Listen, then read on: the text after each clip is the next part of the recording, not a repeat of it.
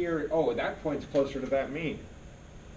So it's going to go, it's going to suck this one into this cluster. It's going to go, oh, I want this one. And so that one's not there anymore, so that makes this mean change again. So you keep iterating through, and pretty soon you converge somewhere where every point is not, they're not moving anymore. They're not switching clusters. So it converges to an answer. Unfortunately, this is going to converge to the wrong answer, right? I'm supposed to get, not that. These are all supposed to be together, and probably this is supposed to be split in two if I'm doing 4 clusters. Or if I'm doing 3 clusters, then, but I'm doing 4. So that's probably not the right answer. In fact, it's confusing me. It just split Malawi into 2 parts. I don't know how big Malawi is. I don't even know where Malawi is. And who knows? South America? Asia?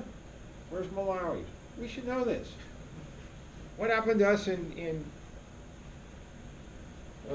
what? That'd be geography class. We never had geography class. Because it wasn't on some kind of standardized testing, so we didn't have to learn where Malawi was. So we got the wrong answer. So, if I got the wrong answer, maybe it's because I used crappy starting values. Maybe I should go back to FastClust, which gets a different wrong answer. What I should really do, as a statistician, is this would be step 7, is start over, let's write it in Fortran language,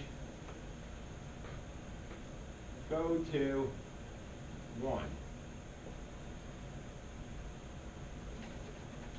By the time you get here, you go, oh, I got the answer. You go, nope, you didn't get the right answer. Maybe so we're going to go back to, I guess we have to go back to 2.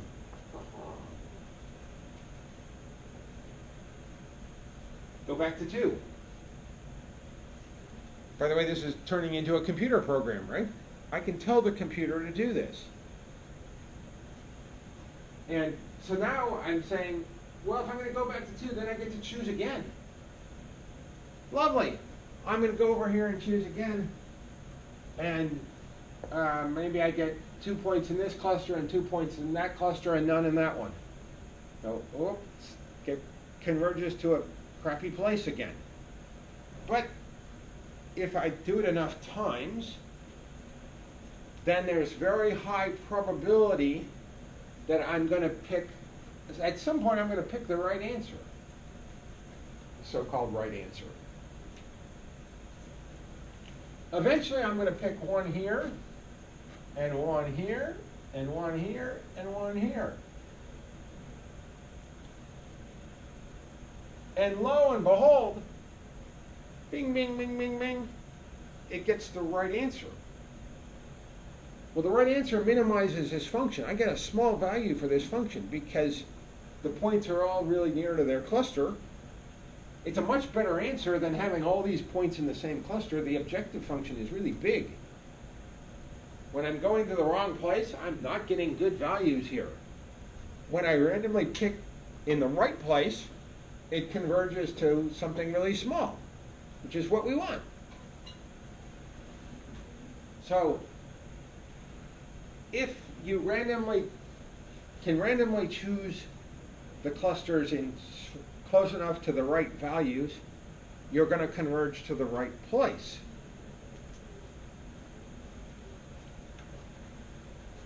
This, now my algorithm, is what we call an infinite loop.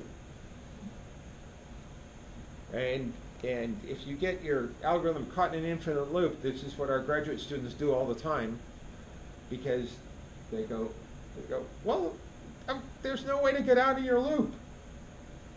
And so, because you keep getting here and going back here, that's by definition an infinite loop. You can't get out. So there has to be what we call a stopping rule. You have to quit at some point. So this becomes step 6.5, which is, I don't know what to call it, are we done?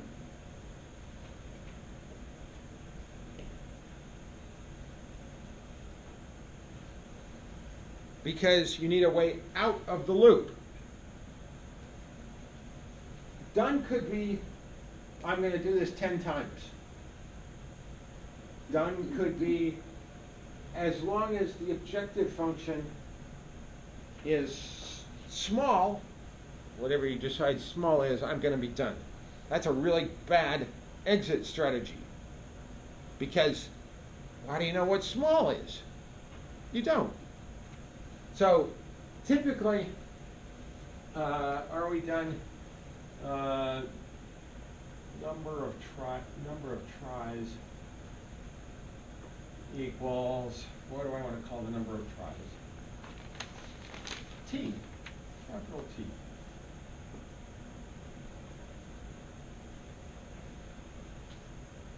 And you pick T to be something that the computer can handle. Can the computer handle? You tell it to do one time, lovely, it takes 1 second. Well, if it's only going to take a second, then I can make T equal to 60 and all I have to wait is 1 minute. Or I might want to make T equal to 300 and go get a cup of coffee and it'll be done when I come back. Or I might want to make it 3,000 and it takes a little longer. Or I might want to make it 30,000 and it's done tomorrow. And what we actually do in practice is we specify something pretty small, and then we specify something bigger and see if it found a better answer. If the clusters are real, it's going to find them pretty fast.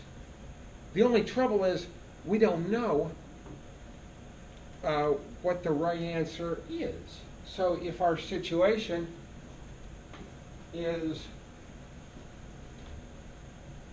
something messy, like this,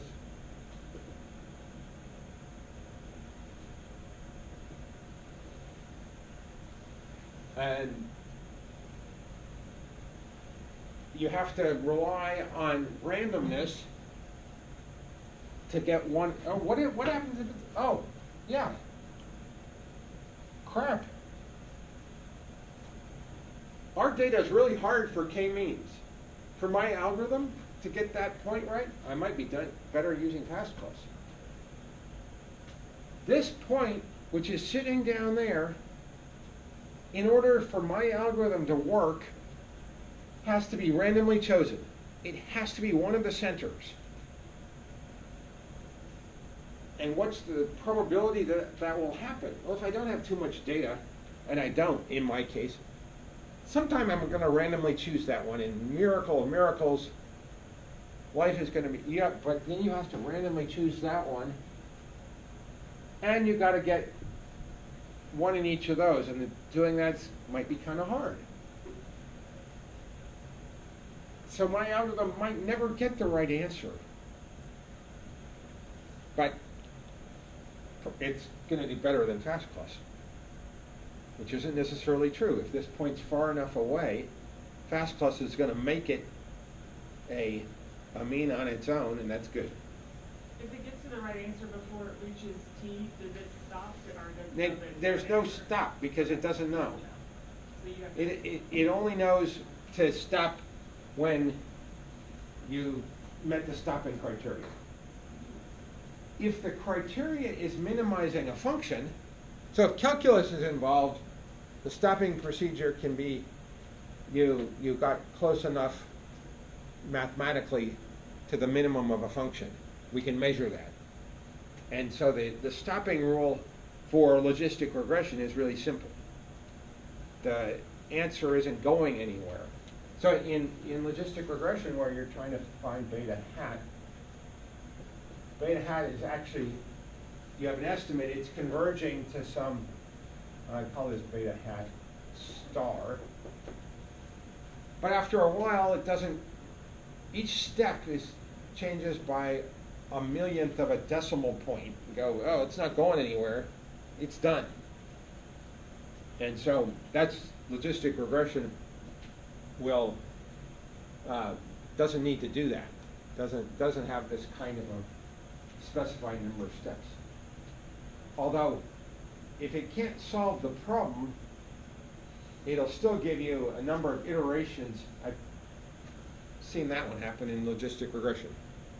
We'll say that it can't get to the right answer. It's not going fast enough. And it turns out that happens. Suppose you're trying to minimize a function that looks like this. The famous bathtub function.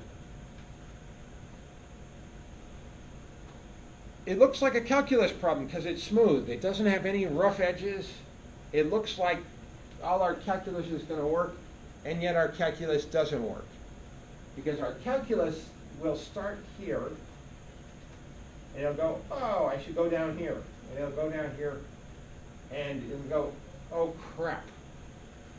Where the heck am I supposed to go? So it just bounces back and forth because I don't know where the answer is. Calculus fails. That happens. And we don't like that situation. And when things don't, when calculus fails, then people are really at our doorstep.